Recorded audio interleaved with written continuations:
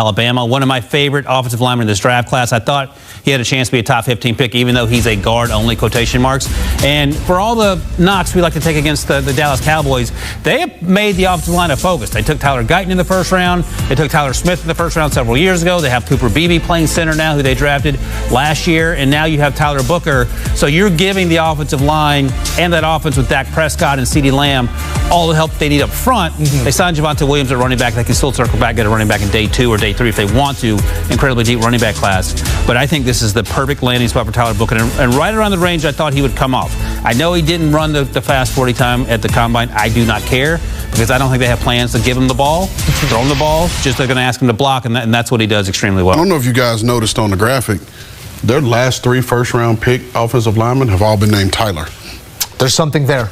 We found something, the through line to it all, and it is big shoes to fill there on that offensive line with the retirement of Zach Martin. So they're going to be looking to plug some of those holes up front. A measured approach here by Jerry and the Dallas Cowboys going offensive line there. Let's go to defense. Any level, your favorite player. Obviously, we're going to be looking early in this draft. Abdul Carter, 3rd overall. Dallas's first 2 days. It's a tone-setting draft. I mean, it started right off the top there. That Tyler Booker pick. I mean, he is going to be a difference maker for that offensive line. You go from Zach Martin, one Hall of Famer, and I'm not putting Hall of Fame on Tyler Booker, but I'm putting this tackle duo of Tyler Smith and Tyler Booker, within the next 3 years, they will be the best guard duo in the NFL. I fully believe that, and he is a guy that's going to bring it every single day. He is a heartbeat of an offensive line sort of player. And then followed up with Donovan Ezraku in the second, Boston College edge rusher, a guy who a lot of people would have been okay with. Like, you wouldn't have been crazy if they went with him at 12, and he falls all the way to you in the second round. One of the best pure pass rushers in this draft class. Maybe going to give up some issues in the running game, maybe a little bit lighter in the frame, but I think he can develop because he has these long arms that he uses at his disposal. So for Dallas Cowboys team that's had some ho-hum drafts of late, this one looks like a big turnaround from that. Yeah, I don't know what my 2026 mock draft is going to look like, but the person the Cowboys are taking... We will be asking you soon, just so you know. That's... Well, I can tell you this. Tomorrow's homework. The Cowboys' first-round pick will be named Tyler. That far, we got that we know. Yeah. And the other thing to keep in mind, and Tyler made this point in comments after he was drafted, that his job, he felt like, was to make the person across from him want to quit football. And that's the approach he takes, and I love that mindset. And there were some conversations about what his best scheme fit is. I think that makes sense in Dallas. I don't care about the 5-3-5 that he ran. Mike talked about Donovan Ezraku. Is he going to be good enough against the run? I think he'll get better. I thought he'd get better over the course of the season. Then finally, they got Supone Rebel at the end of the 3rd round. ACL last September. He has first-round talent. It's just a matter of him not playing a lot of football last year. This feels like a steal when you have Deron Bland, you have Trevon Diggs coming off the injury. Yeah. So those 3 picks, I don't know if they could have gone much better. For me, it's no surprise. And I'll say it this way. Dallas has traditionally drafted well here in recent years. And kudos to Will McClay and his staff and those guys being able to identify what these coaches want. But this has never been their issue. The issue hadn't been the draft. It's been re-signing these players and signing free agents. So they continue to nail the draft, and now we'll see 3 to 4 years if they're able to maintain these guys and keep these guys long term. I don't want to rain on the parade. The other issue has been January football. They've made some suspect decisions. If Rand doesn't want to say it, I'm okay saying it. There's other issues at hand, but again, checking the box here on draft day in days 1 and 2 at least. Work still to be done in day 3. We'll get there, but I want to talk about player-specific setup for success, because there are teams that walk away feeling like winners, and there's some players that are going to places where they can succeed right away. Who's a player that comes to mind for you, Rand? For me is Travion Henderson, going to New England. They say it's not when you go, it's where you go. Who we kidding? Both matter. Shadur's wait comes to a close on day 3 as the prime prospect is heading to Cleveland. Here he is shortly after being picked. Thank you for the fans, thank you for everybody, thank you for Browns organization for giving me a chance. That's all I need.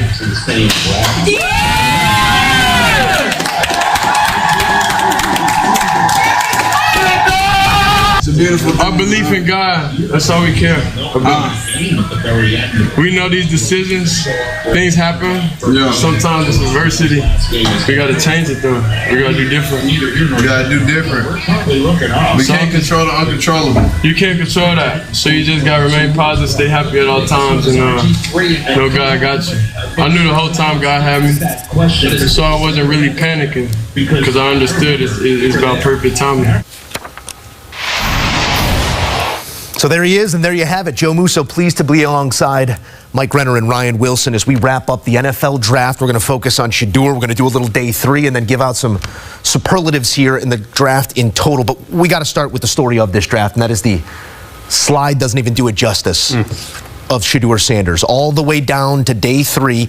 He ends up going to Cleveland, the team that we had linked him to there with the 2nd overall pick. It didn't go the way he wanted, but seems to be taking it in stride. What do you make of the experience in totality for Sanders? It was wild. I mean, it was truly a one-of-one draft with how it was discussed all the way from pre-draft through middle of day 3. It ate up a lot of airwaves, and it's still eating up a lot of airwaves. But I do think that the man is talented. There is no denying that if things would have gone differently, if an interview here or there would have broken his way, he could have been a first-rounder. I mean, there were people with legit first-round grades on this guy with what he put on tape last year. So for the Cleveland Browns, though, I cannot fathom how weird this is going to all get. You have one of the, Dylan Gabriel, who you drafted in the 3rd round, Shedeur in the 5th round. I can't remember a team ever doing that. Right. Maybe you get a 1st and a 4th, but you never get a 3rd and a 5th. And then you already have 2 guys there, 3 guys there. They're probably just going to tell Deshaun to go home. But Kenny Pickett and Joe Flacco on the roster, I don't know how it's going to shake out, but I do not envy Kevin Stefanski. Yeah, it is wild, to borrow a phrase that Mike mentioned. And Mike and I were talking about this earlier, and I think Mike made up a good point. If Shedeur had approached the pre-draft process like Dylan Gabriel did, he's probably a top 5 pick, and there's no even conversation about it, because to Mike's point, I had him as number 25 on my big board, my QB2. So I thought maybe into 1st round, worst case, he goes to the top of the 2nd. The Browns in it with pick 33 and 36, and then of course he ends up going in the 5th round. I cannot remember a situation like this where it wasn't a serious off-field incident. It was more just he wasn't popular in terms of the pre-draft process with how he approached it. And I would imagine this will be instructive for players who come after him. Yeah. And fair or not, this is where we are. But I think now he has his opportunity, and I get the sense that he's probably learned something from this lesson. Now you have to go out and play football. It doesn't matter what you learned or what you didn't learn. And I would imagine Dylan Gabriel, who we talked to at the Combine, he was incredibly motivated then. This will make him even more so. Well, let's game this out for a second, because we just saw the graphic with that quarterback room. You are looking at the ultimate twilight of a career in Flacco. You're looking at a new guy in the building, a Super Bowl champion, I will add, Kenny Pickett, guy that isn't assumed to be in the building, and Deshaun Watson, Dylan Gabriel, who we could say was perhaps overdrafted, and then Shedeur Sanders, who was supposed to be 1-1 2 months ago, and now we're talking about him on day 3. You're managing personalities, you're managing opportunities, you're managing repetitions. Where does Shedeur's opportunity come when you're going to start hearing that clamoring if Flacco's not playing the football you want to see, Ryan? I think he has to keep his head down and do his job. And, we live in an age, I'm an old timer here, where everything is on social media, and we know that Shedeur has people following him around and document everything he does. And that's all well and good, but I think at the end of the day, in terms of what this means for him now, it has to be all about football. Again, to bring it back to Dylan Gabriel, when we talk to him, he drives a minivan. He's taking his teammates to practice, and that's the vibe you get from him. It's not the hashtag legendary or however you want to phrase it. Is there a middle ground between minivan and Twitch stream? Can we? Yeah, I think Kenny Pickett is the middle ground. So levitate just towards going to work, doing your job, going home, and focusing on what you can control. That's the thing, is he's going to now a situation with Dylan Gabriel, who, by all accounts, has done everything right this pre-draft process that everyone loves, that was, called by a lot of execs the best interview they had in this pre-draft process. So if it's going south, if he's, still doing what he did in this pre-draft process going into the season, it's going to be very stark, the difference in that locker room for Kevin Stefanski. Football is the great crucible of competition, and there will be competition in that quarterback room. We'll see how it all plays out for Shedeur and everybody else. Shedeur, one of 9 quarterbacks drafted here on day 3.